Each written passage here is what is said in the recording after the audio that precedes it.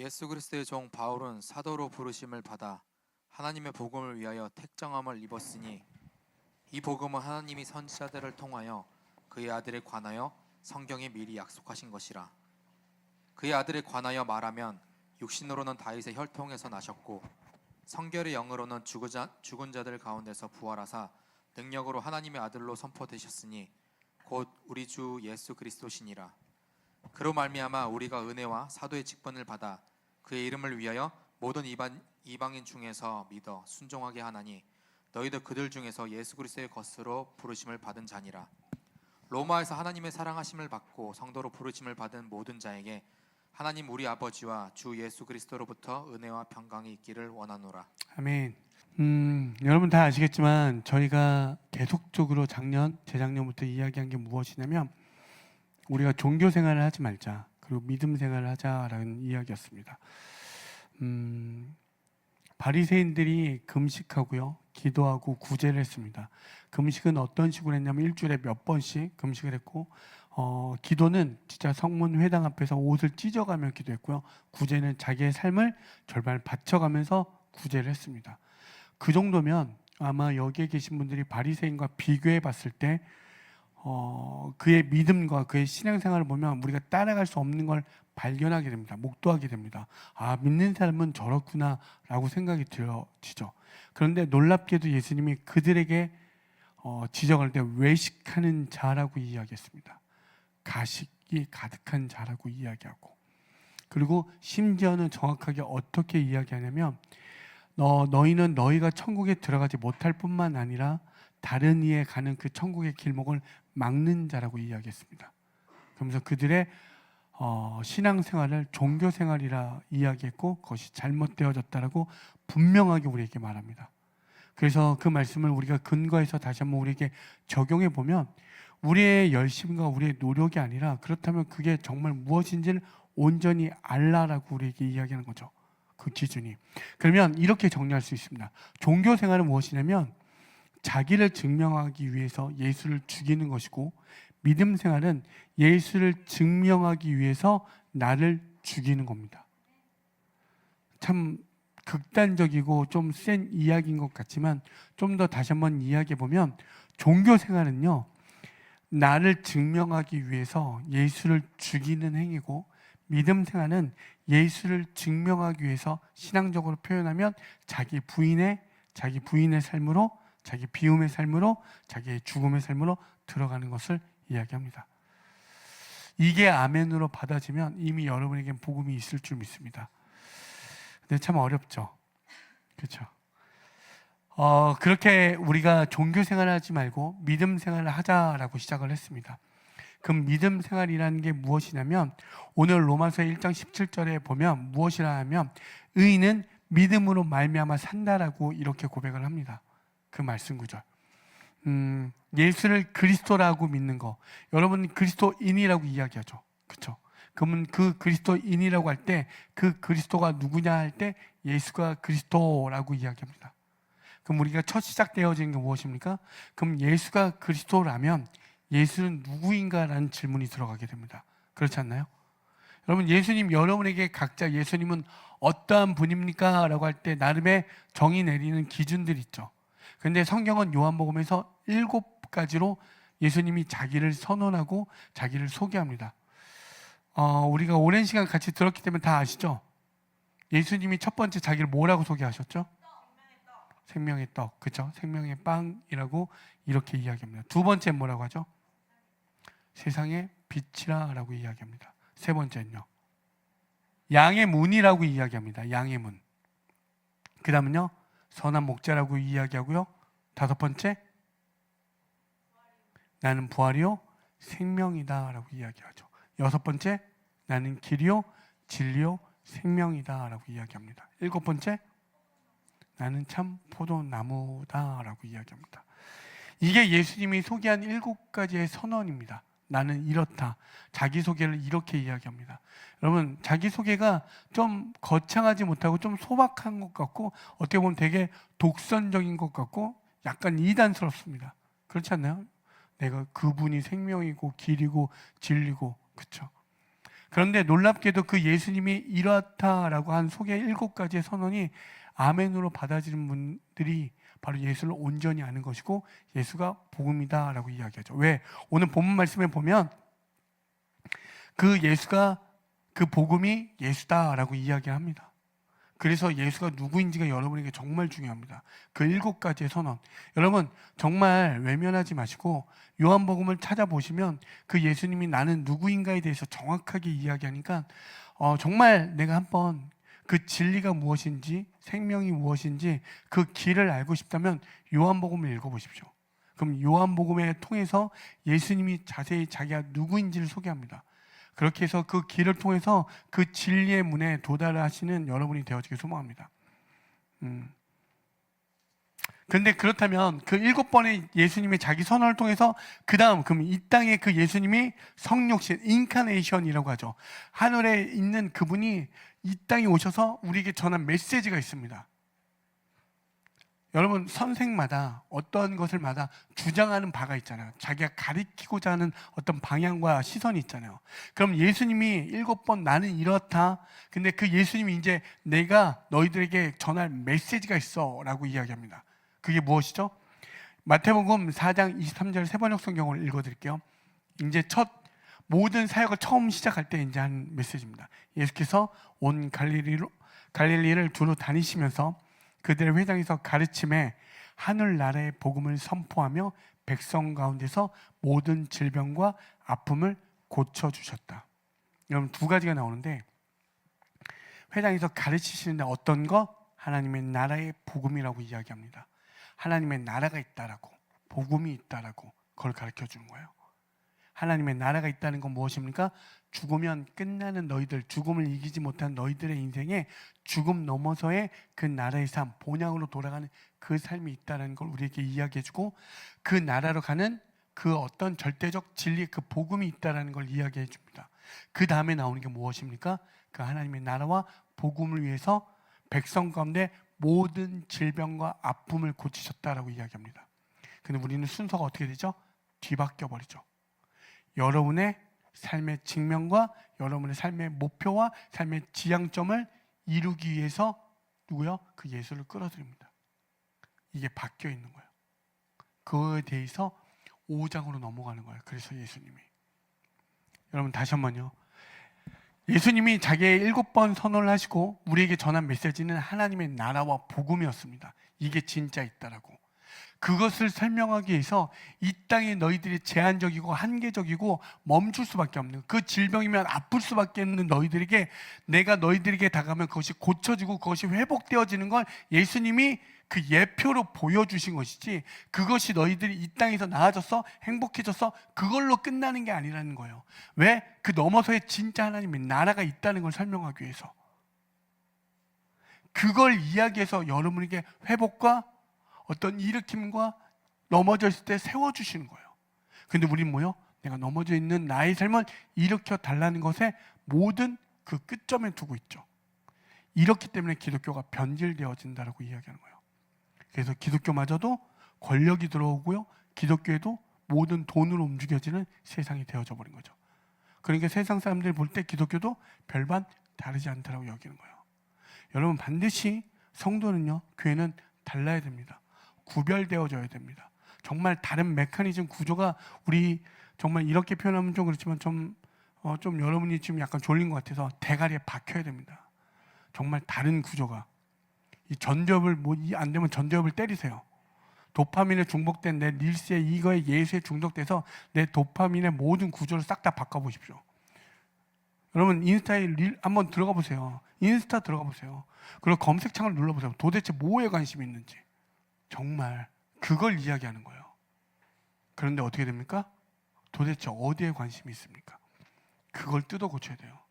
다른 교회가 어떻든 저떻든 저는 그건 그들의 문제라고 생각합니다. 오늘 우리에게 그 예수가 정말 그 기준이 올바로 세워져야 그 인스타 검색의 그 상단 3개가 완전히 달라지는 그 변혁이 일어난다니까요. 반드시요. 돈이 좋아하는 사람은 돈에 있는 어떤 리치를 쫓아가는 사람들이 상단되어지고요. 이성의 눈이 뒤집힌 사람은 이성에만 다 있을 거예요. 그렇지 않습니까?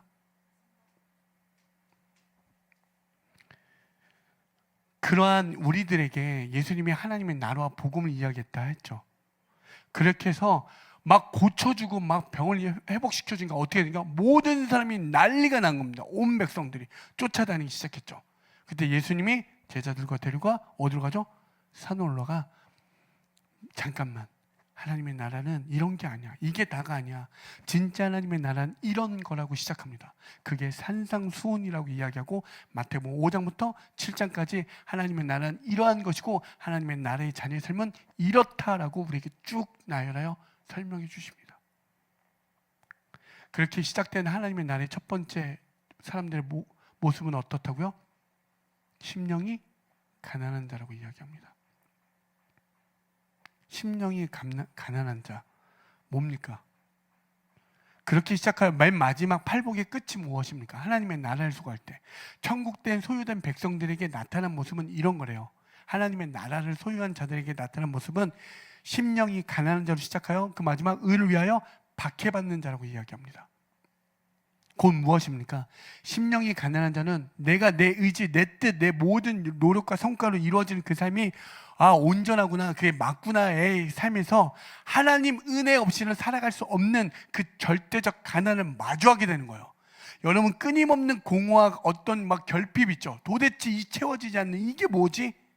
이걸 깨달았는데 그 속에서 예수만이 내 이 모든 공허와 이 혼돈과 이 결핍을 채워줄 수 있구나. 그게 깨달은 자들이 절대적 가난을 경험한 거야. 영적으로. 그게 뭐라고요? 심령이 가난한 자. 반드시 하나님의 나라의 백성은 이것을 경험하는 거예요. 그래서 예배의 자리에 또 다시 나오게 되는 거예요. 주님의 은혜 없이는 살아갈 수 없습니다. 그렇게 된 자들에게 마지막 나오는 그 지점이 무엇입니까? 하나님의 이 예수 그리스도를 위하여 때로는 말할 수 없는 핍박과 박해가 있을지라도 그것을 능히 모여 가볍게 여겨지는 그 삶을 여기는 은혜가 있다는 것입니다. 힘들죠. 아프죠. 여러분, 예수를 믿었는데 여러분에게 어려움이 찾아온다면 끔찍하지 않겠습니까? 그런데 놀랍게도 성령의 도우심과 그 진리 대신 예수로 인하여 이걸 어떻게 수고하고 무거운 짐진 자들아 다 내게로 오라. 내가 이 모든 것을 어떻게 가볍게 하는 은혜를 경험하게 되는 거예요. 여러분, 한번 생각해 보십시오. 제가 실례로 인스타를 보면 대부분 주요층이 어떻게 됩니까? 10대부터 20대, 많아봤자 30대. 그죠? 여러분, 40대, 50대, 60대, 70대가 있는 거 봅니까? 왜 그럴까요? 인생을 살아보면 수고하고 무거운 짐밖에 없는 거예요. 자기에게 허물밖에 없어서 인스타에 50대에 하는 사람들이 많지 않은 거예요. 자기가 하면 자기의 허물과 자기의 죄가 드러날 수 있는 것밖에 없으니까. 혹여 나한테 핍박받으면 내가 누군가에게 어떤 이렇게 저격당하면 어떡할까? 그런 것들이 많지 않겠습니까? 인생을 여러 번 10대를 살아보십시오. 나는 자유하니까 끊임없이 지적질입니다. 아무것도 없으니까. 그런데 20대 돼보십시오. 그렇게 지적했던 삶에 더 강력하게 합니다. 30대 돼보십시오. 내가 주장했던 게 과연 얼마나 그 기반과 힘이 있습니까? 40대 돼보십시오. 50대 돼보십시오. 60대 돼보십시오. 70대 돼보십시오. 죽음을 곧 앞둔 사람들의 모든 인터뷰를 보십시오. 더 사랑하지 못한 것들에 대해서 이야기하지 않습니까? 누군가의 잘못을 지적하지 않고 누군가를 더 배려하지 못하고 누군가를 더 사랑하지 못한 이야기로 다시 돌아오게 됩니다. 여러분, 이건 되게 중요한 메시지예요. 모든 게 나로부터 시작된 모든 지적들이 어떻게 됩니까? 그를 더 사랑하지 못한 지점으로 돌아간다는 사실입니다. 모두가 자기 직면 가운데 드러나 있는 그 난무하는 그 넘쳐나는 그 파도 속에서 누가 그 복음의 메시지를 전하겠습니까? 없다니까요. 없습니다. 쉽지 않아요. 여러분, 그걸 통해서 반드시 발견되어지는 건 뭐냐면 진짜를 만나셔야 된다는 거예요. 정말로 여러분, 왜 40대, 50대는 인스타를 왜 못합니까? 그들이 멍청해서요? 하시면 되잖아요. 왜 못할까요? 귀찮다고 그러잖아요. 자기가 거기서 위로받을 수 있는 게 하나도 없다니까요. 늘 반복되어진 그 삶 속에서 고뇌밖에 없다니까요. 여러분, 10대 때요, 자기가 원하는 대학에 가면 다 이룰 것 같죠? 수도 없이 목도합니다. 처음에는 거기만 가게 해주십시오. 간 친구들이 졸업하고 난 다음에 다시 울어요. 할 게 없어서. 끊임없습니다. 끊임없습니다. 여러분 정말 인생을 하나로 점철해 보시오. 그냥 수고하는 삶입니다. 끊임없이 수고하는 삶. 자녀들에게 사랑을 베푼다고 자녀들이 우리 엄마 최고, 우리 엄마 나한테 진짜 최고. 정말 이렇게 여기 있는 여기 형제 자매님들 한번 생각해. 일주일에 부모님의 사랑과 은혜에 대해 감격하여 정말 그것을 깊이 묵상하며 살아본 단 10분이라도 있으신 분. 그냥 웃지요. 그저 웃지요. 왜 불편한 얘기는 목사님이 이렇게 하셔서 내 마음에 양심의 찔림을 얻게 하셔서 여러분 찔려야 됩니다. 많이 찔리셔야 됩니다. 아니요, 우리는 결국엔 아무도 그렇게 할 수 없음을 깨닫는 거예요. 말씀은요, 제가 말씀드렸지만 하나님의 그 예수 그리스도를 통하여 하나님의 구원 역사를 어떻게 이루어가는지 그것을 구원의 역사로 보는 책입니다. 어떤 사실의 역사에 기반하는 것이 아니라 그 속에서 발견되어지는 게 무엇이냐면 나란 존재가 무엇인지를 깨닫는 거예요. 와, 내가 말씀을 읽어보고 그 신령한 젖을 사모하고 먹어봤더니 나는 이 땅 가운데 하나님의 은혜 없이는 살아갈 수 없는 존재임을 발견하는 거예요. 내가 끝까지 살아보니 내 속에 발견되어진 건 죄밖에 없고 그 죄라는 건 무엇이냐면 끊임없는 수고를 통해서만 얻어질 수밖에 없는 그 삶. 그래서 남을 질에 밟아야지만 나아갈 수 있는 그 삶. 여러분 돼지고기 먹고 싶죠? 삼겹살 좋아하시죠? 그럼 여러분 보고 자 돼지를 갖다 놓고 야 오한마로 자 대가리 정수 칠 사람 죽여야 되잖아요. 누군가는 팔다리를 자르고 내장을 드러내고요. 누가 할 겁니까? 사모님? 자 우리에게 삼겹살을 먹을 때 앞으로 돼지를 잡아올 테니까 돼지를 잡는 건 사모님이 하시는 걸로. 누군가는 반드시 이걸 수고해야 된다는 사실입니다. 누가 할 겁니까? 돈을 지불했으니까 그는 그렇게 수고를 해도 됩니까? 제가 군대에서 여러분 그런 축제 축제 하면 돼지를 잡습니다. 일명 짬통 아저씨라고 해서 그분들이 이제 농장에서 해서 그 짬을 가져가세요. 그래서 이제 그 음식을 가지고 동물들을 키우세요. 그래서 간혹 그런 체육대라면 돼지 한 마리를 주시고 막 이래요. 여러분 돼지 한번 진짜 잡아보셨습니까?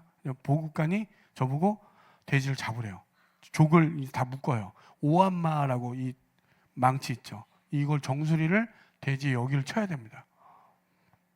제가 잘 쳤거든요. 오한마.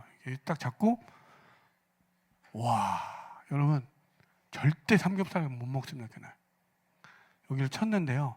쌍꺼피가 팍 터지면서 그 돼지의 절규하는 소리를 여러분 쌍꺼피가 터지면서 정말 꽥꽥거리는데요. 안 죽어요. 한 번에. 그걸 목도했잖아요. 그거 죽는 걸. 근데 제가 잘 못 죽이니까 다시 보호관이어서 망치로 그 정신을 얼마나 때리는지 그리고 이제 다 잘라냅니다. 그리고 이렇게 막 부대로 나눠줘요. 다 미친 듯이 먹어요. 저는 죽이는 것과 그 먹는 걸 봤잖아요. 인간들이 얼마나 맛있게 먹는지 모릅니다. 여러분 정말 그걸 다 보면서 여러분 된다고요? 여러분의 어떤 편안함을 누리기 위해서는 반드시 누군가를 수고한다는 삶을 우리 잊어버립니다. 망각합니다. 자꾸 지워버리죠. 그래서 주방을 가리는 거예요. 누군가의 수고를 보면서 내가 먹기 싫으니까 주방은 반드시 가려져야 되는 거예요. 여러분 정말 여러분들이 온당하게 정말 그 편의를 누리는 게 여러분의 자격이 돼서 누린다고 생각하십니까? 아니요. 누군가는 반드시 고생한다는 사실이에요. 누군가는 반드시 수고한다는 삶이에요. 이걸 잊어버리시면 안 됩니다. 이걸 그대로 가져와서 여러분 세상을 확대해 보십시오. 반드시 이 세상은 그렇다는 거예요. 이 세상의 모든 구조는 수고하는 삶일 수밖에 없어요. 인간의 그 편안함을 누리기 위해서 자연은 훼손되고요. 망가져 버렸고요. 누군가는 아파하고 신음하고 있다는 사실입니다. 우리가 커피 좋아하시죠? 커피에 환장하시는 분들. 커피가 어쩌고저쩌고 하시는 분들 있잖아요. 여기. 그러면 저쪽에 어떤 누군가는 그 커피를 따기 위해서 수도 없는 고생을 해요. 여러분 그걸 기억하면서 커피 마십니까? 아 커피 맛은 이래야 되고 나중에는 고양이한테 커피를 먹이면서 그 똥으로 간 걸 먹으면서 루아 커피라고 하면서 그걸 제일 맛있다라고 제일 비싼 커피라고 여기면서 인간의 어떠했죠? 그 전문성이라고 하는 게 얼마나 포악성이 담겨져 있습니까? 그 커피를 왜 고양이한테 왜 먹여서 거기에 나온 배설물을 가장 맛있다고 여기면서 루아 커피면서 이거 비싼 커피라면서 으악 커피 합니까? 으악. 예? 여러분, 왜 제가 자꾸 이런 얘기를 여러 번 하냐면 정말 이 세상이 정말 아름답습니까? 아니요. 반드시 그 수고로운 그 삶 가운데 누군가는 고생하고 있다는 거예요. 누군가는 수고하는 삶, 그 삶을 그대로 확장시키면 모두가 수고하는 그 삶밖에 살 수 없다는 사실입니다. 그걸 율법에서 보면 그게 죄가 밖에 발견되는 게 없다라고 하는 거예요. 그래서 말씀을 보는 거예요. 아, 우리의 어떤 제한성, 우리의 한계성이 발견되는 걸. 참 불편한 얘기지만 이 불편한 얘기 속에서 놀랍게도 무엇이냐면 하나님은 우리에게 복음이라는 걸 전해주셨습니다. 복음. 뭡니까 복음? 아주 쉽게 말하면 복된 소식이라고 하는 거예요. 기쁜 소식이 있다는 거예요. 그걸 어디를 통해서 우리가 함께 나아가기 원하면 로마서를 통해서 우리가 나아가길 원합니다. 로마서를 통해서 진짜 그 복음을 통해서 만난 이들은 어떻게 되어지냐면 삶의 변혁이 일어났다는 사실입니다. 삶의 변혁. 누구죠? 바울, 대표적인 사람. 가장 뛰어났고 가장 부유했던 그의 삶이 종의 삶으로 기꺼이 들어간 그 삶. 바울이요. 그 다음에 역사 속에서 누가 있습니까? 어거스틴. 이교도였던 그가 그 로마서의 1장 17절의 말씀을 듣고 깨달아 변했습니다. 종교개혁은요, 마틴 루터, 로마서를 읽고 깨달았습니다. 마틴 루터가 1장 17절에 있는 그 말씀을 보고 깨달아 종교개혁. 칼바르트, 유럽사회에 로마서 강해를 내어 모든 변화를 일으켰습니다. 로마서를 읽었던 그들의 삶에 완전한 삶의 변혁이 일어났다는 사실입니다. 사람은 바뀌지 않는다라고 이야기하죠. 사람은 바꿔 쓰는 거 아니라고 이야기하죠. 그렇게 이야기하지 않습니까? 그런데 주를 만난 사람은 바꿔 쓸 수 있다라고 저는 감히 말할 수 있습니다. 주님을 만난 사람, 정말 사람 바뀌지 않는 걸 경험하고 싶으면 암사동에 있는 헬세드 처치를 가보십시오. 바뀝니다. 아멘. 아멘. 여러분, 이런 교회가 비단 우리 교회뿐만 아니라 교회가 이래야 되지 않겠습니까? 모두가 세상은 안 된다 하고 세상은 이렇다라고 규정된 그 속에서 정말 아님이 어디에서? 교회에서 발견되어야지만 그게 진짜 아니겠습니까? 예수는 그렇게 하셨는데, 예수님은 그렇게 하셨는데 우리가 한다는 게 아니라 예수님이 그 복음을 받아들인 모든 삶에 일어났던 게 삶의 변혁이었습니다. 복음을 받아들인 자들에게. 그래서 그러면 도대체 복음이 무엇인지를 먼저 오늘 전체적인 걸 제가 한번 정리했습니다. 그래서 여러분 말씀 구절을 그냥 이렇게 정리해서 따라가서 복음이 이렇구나라는 정도를 하면서 우리가 1장부터 쭉 나아갈 텐데 오늘은 그렇게 이해되어지길 소망합니다. 먼저 본문 말씀에 보면 복음은 명확하게 딱 한 가지로 규정합니다. 무엇? 예수 그리스도라고. 한번 볼까요? 2절부터 4절입니다. 이 복음은 하나님이 선지자들을 통하여 그의 아들에 관하여 성경에 미리 약속하신 것이라. 그의 아들에 관하여 말하면 육신으로는 다윗의 혈통에서 나셨고 성결의 영으로는 죽은 자들 가운데서 부활하사 능력으로 하나님의 아들로 선포되셨으니 곧 우리 주 예수 그리스도시니라. 아멘. 뭐라고 이야기하죠? 복음은 쉽게 말하면 예수 그리스도라고 이야기합니다. 그리스도, 기름 부은 자, 예수가 우리의 메시아다, 우리의 왕이시다, 우리의 구주시다라는 게 복음이라고 이야기합니다. 이게 아멘으로 받아지면 이미 우리 안에 뭐 있다? 예수 그리스도 있다. 그렇게 되어지면 늘 그 은혜가 여러분에게 충만되어지길 소망합니다. 그래서 이 복음에 대해서 좀 정리해봤습니다. 제가 한 7가지로 정리해봤는데, 첫 번째로 인간은 죄로 인해서 하나님의 진노와 심판을 받을 수밖에 없다는 걸 이야기합니다. 인간의 죄, 아까도 말씀드렸지만 그 창세기에 나왔던 그 선악과를 따먹는 그 모든 행위, 하나님께서 생명나무와 선악과를 만드신 이유는 너희들의 생명의 시작이 나로부터 되어지고 이 땅에 판단되어진 모든 기준은 난데, 이것만 기억해. 하나님과 너와 나와의 어떤 기준, 너와 나의 구별점은 바로 이거야. 선악을 판단할 수 있는 기준은 나에게 있어 라고 하는 걸 이야기하는데, 어떻게 되어지죠? 인간은 그것마저도 강탈하여 하나님의 자리를 침범하는 자리로 들어가게 됩니다. 아버지가 너는 내 아들이야 그런데, 아니 내가 네 애비야, 이렇게 이야기하는 것과 같은 거죠. 이렇게 들어간 거예요. 이걸 얘기하는 거예요, 쉽게 말하면. 제자가 넌 나의 제자인데 아니 난 너의 스승이야 이렇게 하는 거예요. 뭐? 이렇게. 그래서 어떻게 하나님의 진노와 심판을 받을 수밖에 없는 것. 그게 로마서 1장 18절에 나와 있습니다. 하나님의 진노가 불의로 진리를 막는 사람들에게 모든 경건하지 않음과 불의에 대하여 하늘로부터 나타나나니. 이게 시작입니다. 근데 우리는 하나님의 심판, 바벨탑이라고 하는 모든 것죠. 하나님의 자리를 가는 게 아니라 하나님이 우리에게 하는 모든 심판을 내 힘으로 내 모든 걸로 넘어갈 수 있어. 그래서 제일 먼저 여러분들 기억하시지만 아벨을 죽인 사람이 누구죠? 가인이 도망가서 제일 먼저 한 게 무엇입니까? 성을 쌓고 이름을 내걸었습니다. 여러분 보통 어떻게 하죠? 내가 누군지 알아 그러죠. 그게 가인의 그 후예들입니다. 내가 누군지 알아 이러는 사람들. 막 이제 무슨 문제 생기면 야, 너 내가 누군지 알아? 내가 우리 반 통이야 막 이러잖아요. 그죠? 주먹도 오가지도 않아 놓고선 일단 통이래. 그럼 어쩌라고? 네 주먹이 그렇게 세? 그냥 바로 때리면 돼요. 이런 말 하면 안 되죠, 목사가. 제일 먼저 하는 게 뭡니까? 가인이 가서 이름을 내걸고 성을 쌓는 거예요. 그래서 여러분 뭐라고 이야기합니까? 연주자인데 자꾸 어대학교 출신을 이렇게 내걸지 않습니까? 어쩌라고?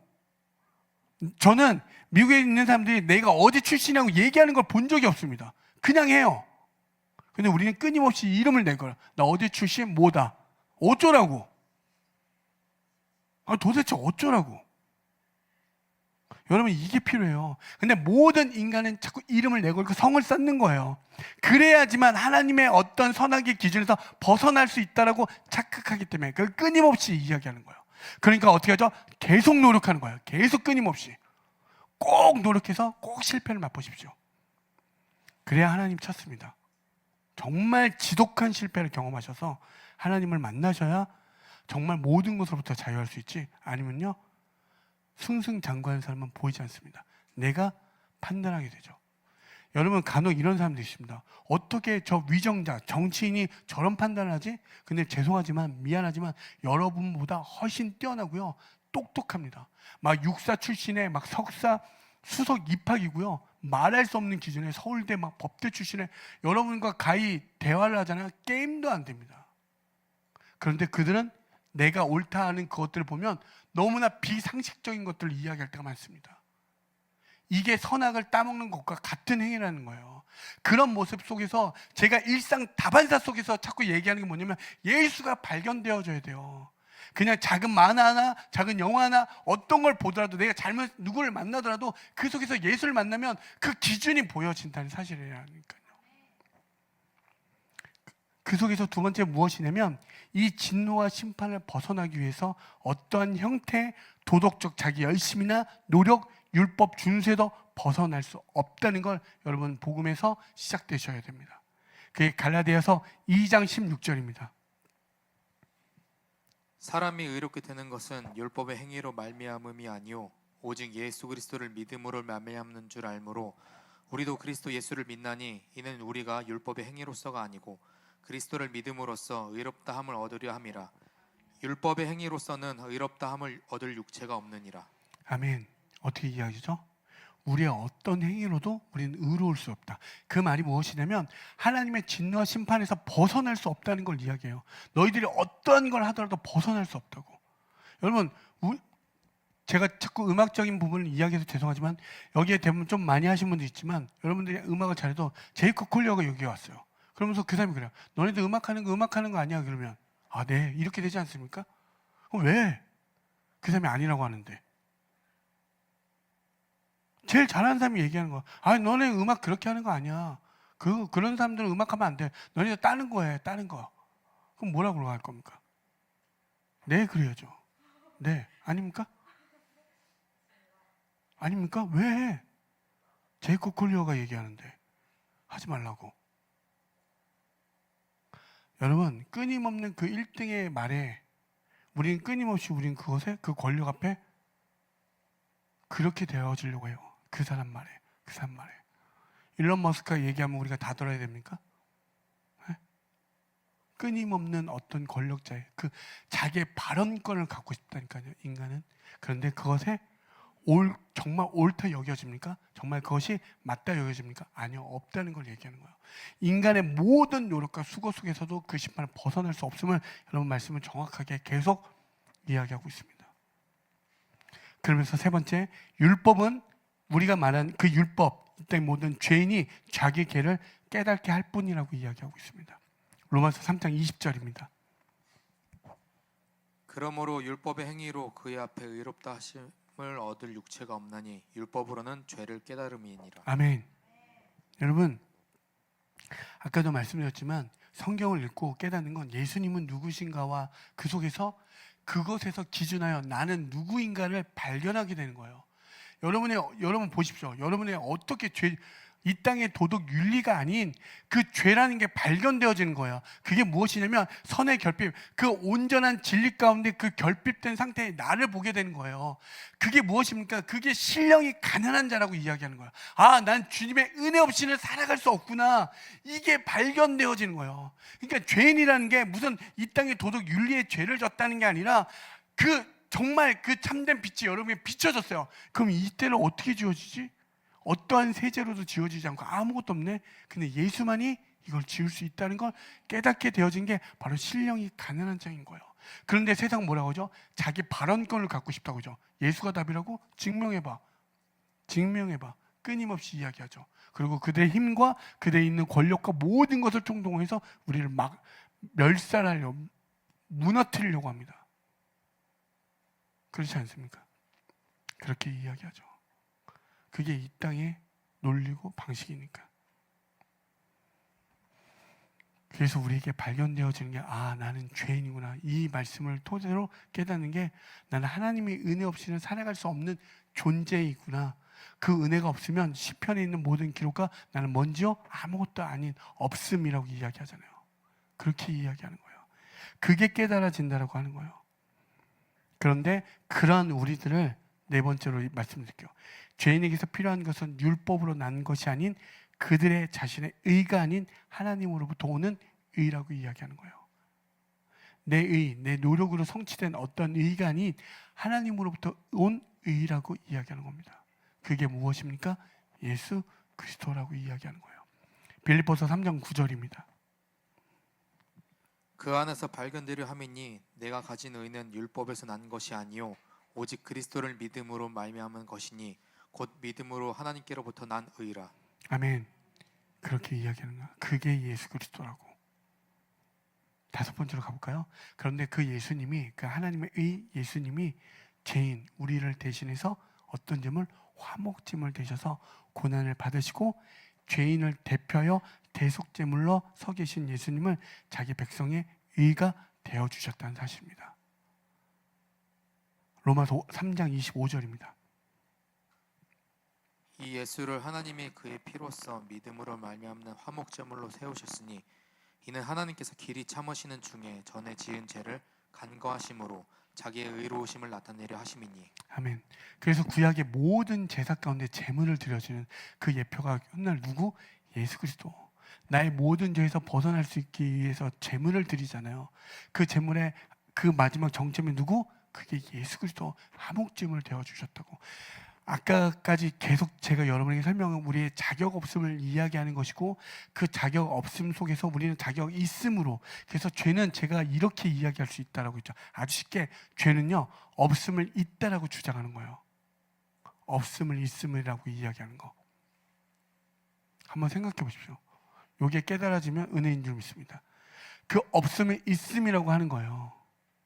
그런데 우리의 자격 없음 가운데 내 노력과 어떤 것을 수많은 것으로 성취해 보려고 하는 거예요. 내가 구원에 이룰 수 있는 방법들을 다 도전해 보는 거예요.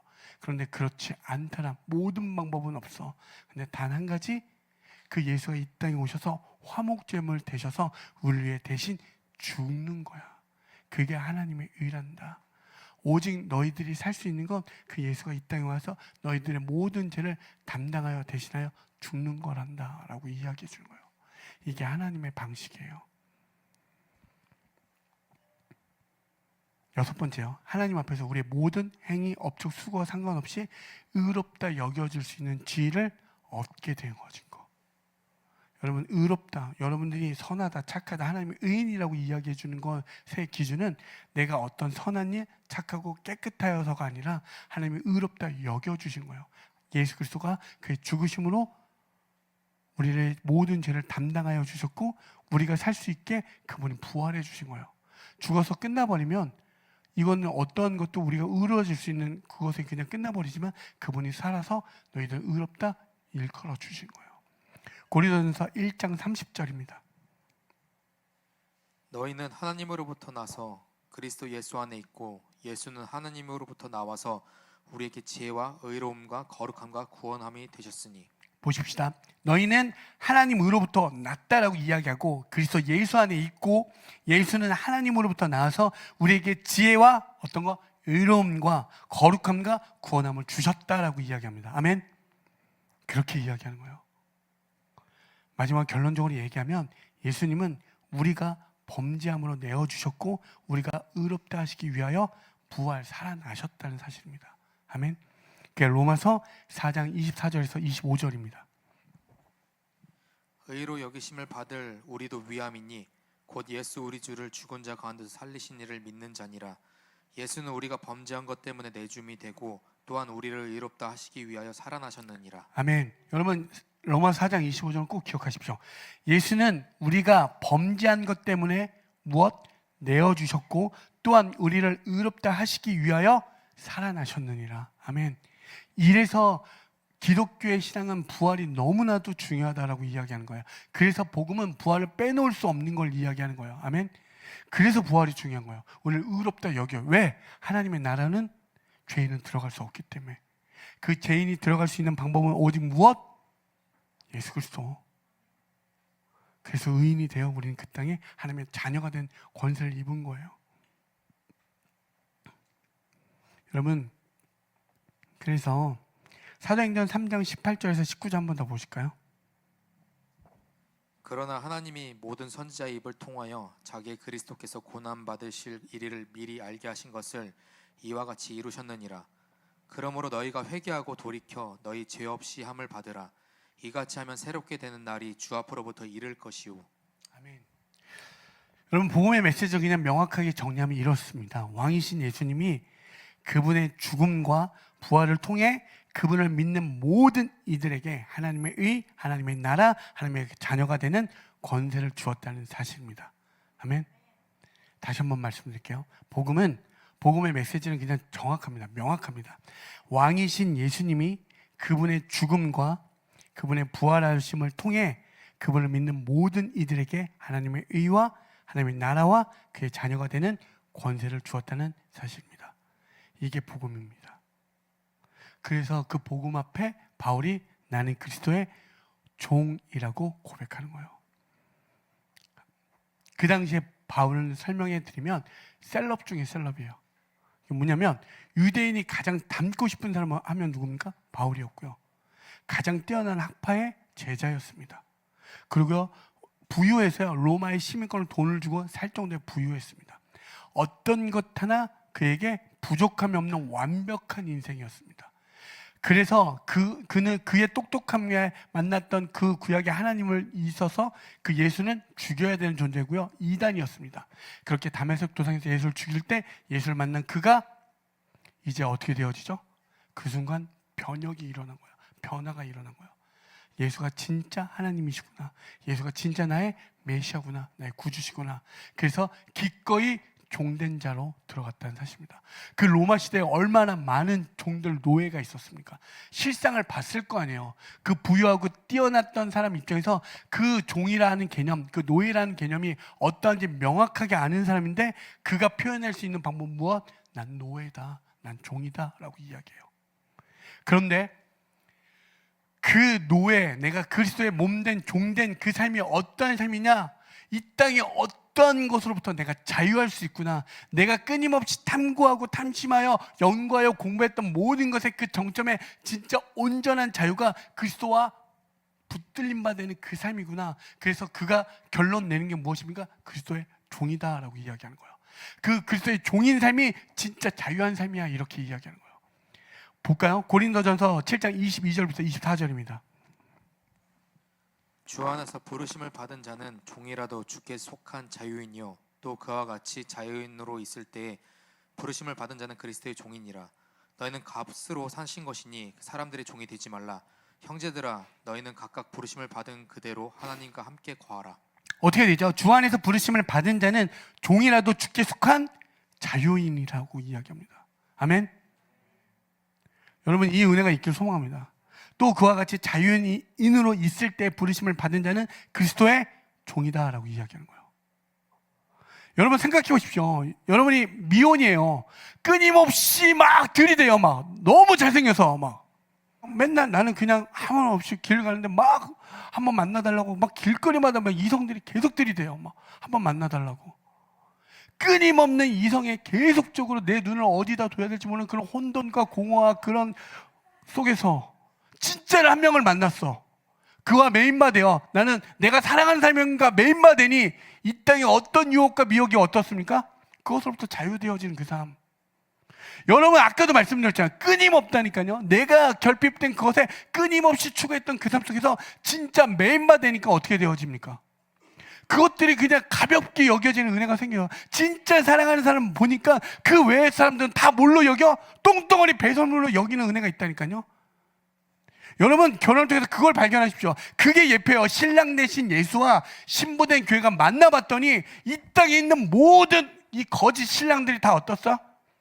똥덩어리 배설물. 이걸 얘기하는 거예요. 그런데 난 안 돼? 결혼했는데도 그게 안 된다. 그건 뭐야? 예수를 아직 못 만났다. 예수를 만나면 그 예표가 다 깨달아진다. 여러분 그걸 이야기하는 거예요. 여러분 지치지 않습니까? 끊임없는 그 반복되는 그 삶에 성공하지 못하는 거에 끊임없지 않습니까? 그러니까 성공한 사람들의 비결의 책들을 수도 없이 보면 성공한다고요? 정말 죄송하지만 아니라고요. 아니라니까. 어떻게 똑같습니까? 각자의 나름의 어떤 삶의 모든 구조가 다 다른데 어떤 사람은 비타민 C를 먹어서 좋아질 수 있지만 어떠한 사람은 비타민 C를 먹어서 몸이 안 좋아질 수 있다니까요. 내 몸의 체질과 이 모든 걸 알아 온전한 걸 처방받으셔야죠. 근데 예수님 우리에게 그 정답이 예수라고 이야기해 준 거예요. 그래서 너희도 정말 자유하고 싶어? 그리스도의 몸된 종된 그 삶이 진짜라고 얘기하는 거예요. 빌립보서 3장 7절에서 8절입니다. 그러나 무엇이든지 내게 유익하던 것을 내가 그리스도를 위하여 다 해로 여길 뿐더러 또한 모든 것을 해로 여김은 내 주 그리스도 예수를 아는 지식이 가장 고상하기 때문이라. 위하여 모든 것을 잃어버리고 배설물로 여김은 그리스도를 얻고. 아멘. 아까도 말씀드렸지만 바울은 부유한 집안이었고요. 학식으로는 뛰어난 사람이었고 어떤 헬라의 철학에서도 전혀 능통한 사람이었습니다. 어떤 것 하나 부족함이 없는 뛰어난 사람이었고 모두가 닮고 싶은 그의 삶이었습니다. 그의 삶에서 예수를 진정 만나니 이 모든 것에 이루었던 업적과 수고를 다 무엇으로 여긴다? 배설물로 여기는 그 삶. 그게 진짜를 만난 삶인 줄 믿습니다. 제가 여러분에게 간절히 원하는 건 여러분 무언가 끊임없는 그 반복되어짐 속에서 도대체 채워지지 않는 그 결핍 속에서 도대체 말할 수 없는 그 공허 속에서 그 혼돈 속에서 이 풀리지 않는 수학 문제 속에서 풀리지 않는 모든 문제 속에서 진짜 답이 어디에 있다? 예수에게 있다. 그래서 그에게 붙들림 바 되는 그 삶이 오늘의 바울에 있는 이 그리스도 종된 이 고백이 여러분에게 있길 소망합니다. 그냥 어거지가 아니라 여러분 그게 아직 받아지지 않으면 로마서를 읽어보시고 요한복음을 읽어보십시오. 그 말씀이 그 신령한 저서를 먹어보셔서 단 한 번이라도 읽어보셔서 그 말씀이 여러분들 끌고 가는 그 은혜가 있길 소망합니다. 정말 놀라운 말씀이에요. 왜요? 그 모든 지배층에 있는 그 카톨릭의 종교개혁을 일으켜서 마틴 루터에게는 두려움이 없었겠습니까? 근데 그 말씀이 그 종교개혁으로 일어나게 됐고 모두가 잠자있던 유럽 사회를 로마서 강연을 했던 그 시골교회에 있는 그 칼 바르트의 그 목사님의 그 강연으로 유럽 사회가 다시 일어났다는 사실입니다. 여러분에게는 그 역사가 없겠습니까? 아니요. 그들만의 어떤 주인공의 역사적 사실이라고 생각하지 않습니다. 여러분이 그렇게 되어줄 줄 믿고 우리가 그렇게 되어줄 줄 믿습니다. 저는 우리가 뭐 역사에 엄청난 어떤 한 페이지의 주인공이 되자라는 게 아니라 여러분에게 진짜 말할 수 없는 계속되는 공허와 혼돈 가운데 정말 그 모든 것에 자유할 수 있고 그 진정한 평안을 누리고 평안을 누리길 진짜 소망합니다. 아멘. 그게 예수임을 우리에게 계속적으로 이야기하는 거예요. 아멘. 그래서 바울의 고백이 우리의 모두의 고백되어지는, 그래서 로마서를 앞으로 통해서 1장부터 쭉 나아갈 때 그 복음을 통하여 내가 누구인지를 알고 내가 어떤 것의 필요인지를 알아 그 예수를 닮아가는 그 삶으로 가셔서 온전한 기준 가운데 그 기준에 맞춰서 근거하여 살아가는 복된 인생들 되어지길 소망합니다. 여러분을 위해 죽어주고 여러분을 위해 말할 수 없는 그 부활이 있다라고 생각해 보십시오. 그것이 내 마음 가운데 있다. 정말 놀랍지 않습니까? 여기서 죽음에서 자유할 수 있는 사람이 누가 있습니까? 그것은 곧 죄에서 아무도 벗어날 수 없음을 이야기하는 거예요. 그걸 건져낸 은혜가 있는 거예요. 그 복음이 우리 모두 가운데 있는 이 시간이 토대가 되어 나아가길 소망합니다.